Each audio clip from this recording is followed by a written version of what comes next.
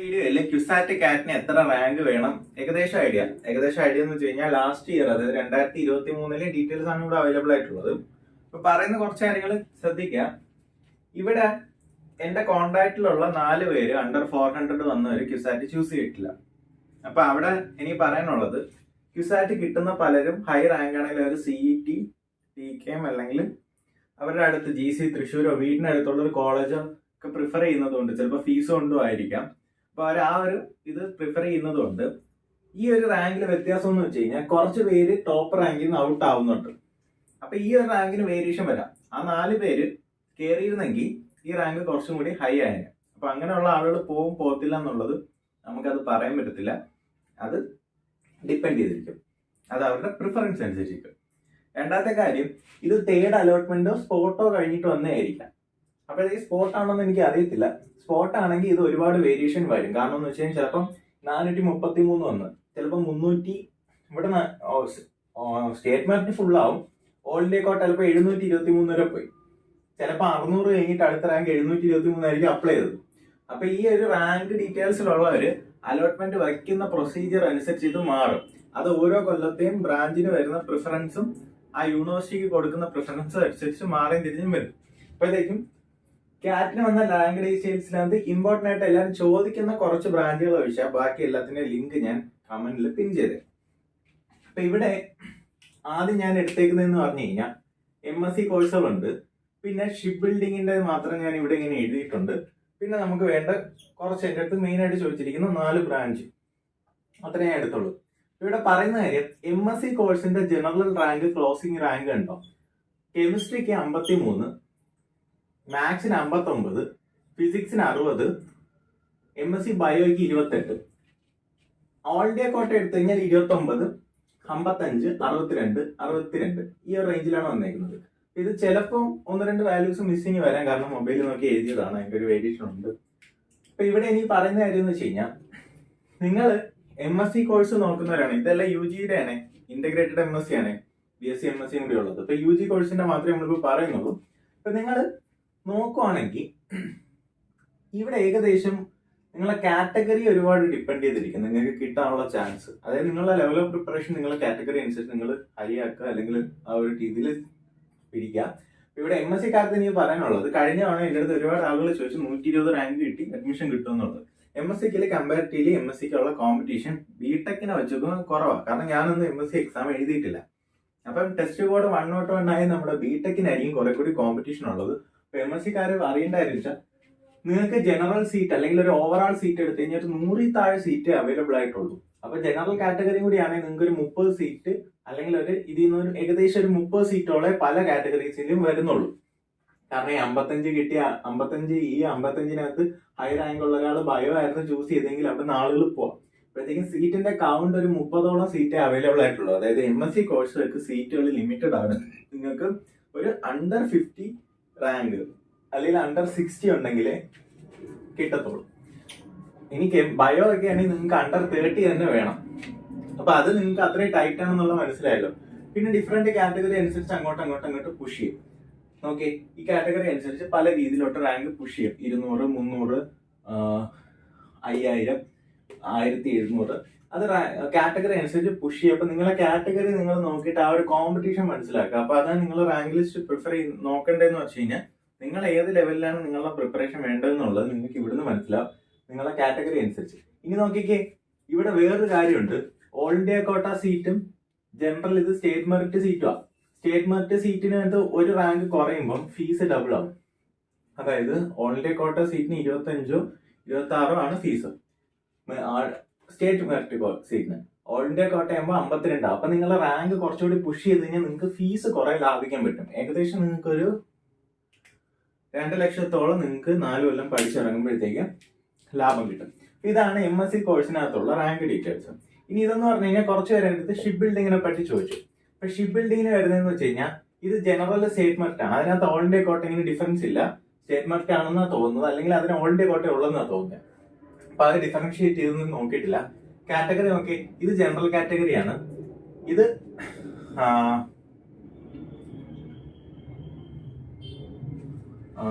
ഇവിടെ ചെറിയൊരു വേരിയേഷൻ ഉണ്ട്.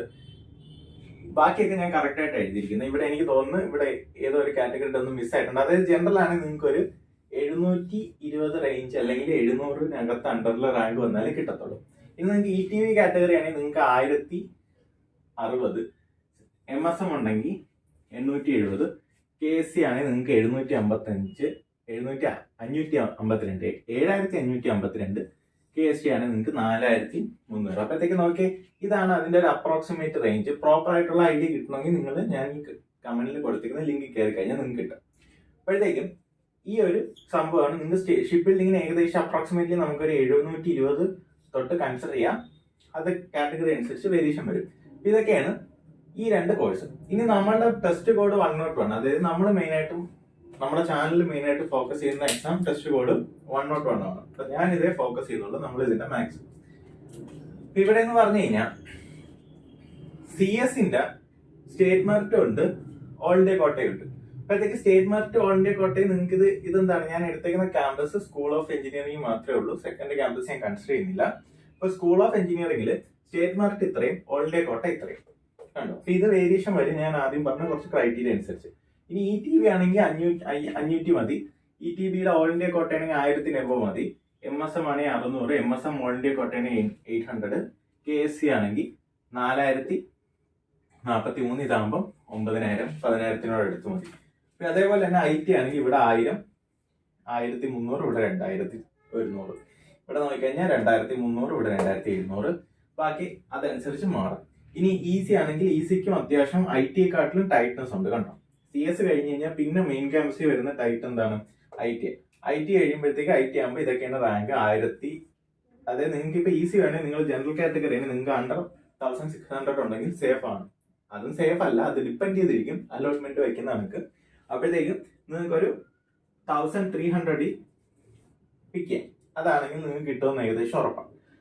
ഇനി ETB ആണെങ്കിൽ 1500, 2000, അതായത് ഒരു 1500-ഉം 2000-നും ഇടയ്ക്ക് റാങ്ക് മതി.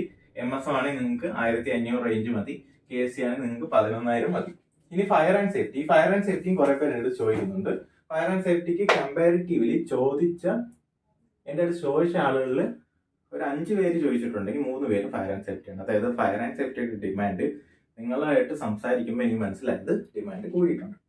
അപ്പോഴത്തേക്കും ഇത് ചിലപ്പോൾ കുറച്ചും കൂടി ഒന്ന് ഹയർ ആവും. 1500 എന്നുള്ളത് ചിലപ്പോൾ ഒരു 1000 റേഞ്ചിലോട്ട് അത് പുഷ് ചെയ്യും ഫയർ ആൻഡ് സേഫ്റ്റി.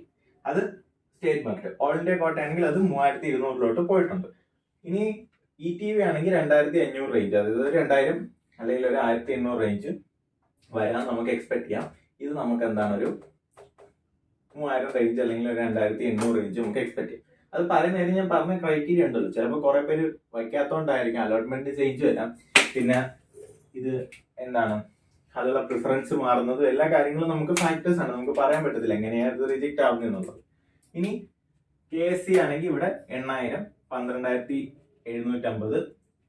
KST ആണെങ്കിൽ പിന്നെ MSM കാറ്റഗറി ഉണ്ടെങ്കിൽ നിങ്ങൾക്ക് ഈ ഒരു റേഞ്ചിലോട്ട് നോക്കാം.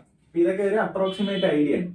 ഇവിടെ ഈ കാര്യങ്ങൾ പറയുമ്പോഴേ ഇനി പറയാനുള്ളതെന്ന് വെച്ച് കഴിഞ്ഞാൽ എൻ്റെ അടുത്ത് നിങ്ങൾ പ്രിപ്പറേഷൻ പറ്റി ചോദിക്കുന്ന കുറെ പേരുണ്ട്. അപ്പോഴത്തേക്കും ഞാൻ പറയുന്നതെന്ന് വെച്ച് കഴിഞ്ഞാൽ നിങ്ങൾ പ്രിപ്പറേഷൻ സ്റ്റാർട്ട് ചെയ്യുമ്പം 2 മാസം കിട്ടുമോ 3 മാസം കൊണ്ട് കിട്ടുമോ എന്നുള്ളതിൽ ഒരു കാര്യം. ഇതിപ്പോ BTech കോഴ്സിനെ പറ്റിയാണ് പറയുന്നത്. MSCക്ക് നല്ല ടൈറ്റ് ഉണ്ട്. MSC നോക്കുന്നവർ നല്ലപോലെ ഇപ്പോഴേ പ്രിപ്പയർ ചെയ്ത് കഴിഞ്ഞാൽ നിങ്ങൾക്ക് അണ്ടർ 30, അണ്ടർ 40 ഒക്കെ വന്നാലേ നിങ്ങൾക്ക് കിട്ടത്തുള്ളൂ. അപ്പൊ അത് അത്രയും ടൈറ്റ് ഉണ്ട്. ഇനി BTechന്റെ നമ്മുടെ BTech വരുമ്പോഴത്തേക്ക് എൻ്റെ അടുത്ത് എല്ലാം ചോദിക്കുന്ന ഒരു കോമൺ ആയിട്ടുള്ള ക്വസ്റ്റ്യൻ ആണ് 2 മാസത്തെ പ്രിപ്പറേഷൻ അല്ലെങ്കിൽ ഇനി പഠിച്ചു തുടങ്ങി കിട്ടുമെന്നുള്ളത്. അപ്പൊ അവിടെ എനിക്ക് പറയാനുള്ളത് നമ്മുടെ ഓരോ എക്സാം നടക്കുന്നത് ഇൻഡിവിജ്വൽ കട്ട് ഓഫ് ഉണ്ട്, സെഷൻ കട്ട് ഓഫ് ഉണ്ട്. അതായത് നമുക്ക് ടെസ്റ്റ് കോഡ് 101 നടക്കുമ്പോൾ ഫിസിക്സ് ഉണ്ട്, കെമിസ്ട്രി ഉണ്ട്, മാത്സ് ഉണ്ട്. അപ്പോഴത്തേക്ക് ഇൻഡിവിജ്വൽ സെഷൻ കട്ട് ഓഫ് 10 മാർക്കാണ്. ആ 10 മാർക്കില് നിങ്ങൾ ഈ സെഷൻ കട്ട് ഓഫ് ആയി കഴിഞ്ഞാൽ തന്നെ നിങ്ങൾക്ക് ഏകദേശം നിങ്ങളുടെ റാങ്ക് ലിസ്റ്റ് വരും. അപ്പൊ കഴിഞ്ഞ കൊല്ലം ഇത്രയും കട്ട് ഓഫ് വന്നിട്ട് റാങ്ക് ലിസ്റ്റ് വന്ന ആളുകൾ ഏകദേശം 14,000, 15,000-നകത്തോ ഉള്ള റാങ്കാണ്. ഇനി എത്ര മാർക്ക് വേണം എന്നുള്ളത്, അപ്പൊ എത്ര മാർക്ക് വേണം എന്നുള്ളത് ഒരു അപ്രോക്സിമേറ്റ് ഐഡിയ ആണ്. അപ്പൊ ഈ ഒരു മാർക്ക് എത്ര വേണം എന്നുള്ളത് ഞാനൊരു ഐഡിയ, അതായത് എൻ്റെ അടുത്ത് സംസാരിച്ച ആളുകളെ വെച്ചൊരു സർവേ പോലെ ഒന്ന് ഇവാലുവേറ്റ് ചെയ്തിട്ട് പറയണം. അതൊക്കെ ഒരു 2 മാസം കൊണ്ട് പ്രിപ്പയർ ചെയ്തിട്ട് അവനൊരു 4K റാങ്ക് മേടിച്ചെടുത്തനുണ്ട്. ബാക്കി 1 ഇയർ റിപ്പീറ്റിന് പോയിട്ട് അണ്ടർ 400 വന്ന ഒരാളുണ്ട്, അണ്ടർ 500 വന്ന ഒരാളുണ്ട്. പിന്നെ ബാക്കി ഉള്ള മൂന്ന് പേര് ലോങ് ടേം, അതായത് +1 +2 തന്നെ സ്റ്റാർട്ട് ചെയ്തിട്ട് +1 +2 സ്റ്റാർട്ട് ചെയ്ത ആളുകളുണ്ട്. ഇത് ലോങ് ടേം വന്നവരും ഒരു 450 അല്ലെങ്കിൽ അണ്ടർ 500 ഷുവറായിട്ടും വന്ന ആളുകളുണ്ട്. അപ്പൊ ഇനി പറയാനുള്ളത്, നിങ്ങൾക്കിപ്പോ CS ആണ് വേണ്ടതെന്ന് വെച്ചോ, മെയിൻ ക്യാമ്പസിൽ CS ആണെന്ന് വെച്ചോ. അപ്പൊ നിങ്ങൾക്ക് മാക്സിമം പോയാൽ നിങ്ങൾ 700-നകത്ത് അല്ലെങ്കിൽ 700-നകത്ത് മേടിച്ചാൽ നിങ്ങൾക്ക് ഒരു സേഫ്റ്റി ഉണ്ട്.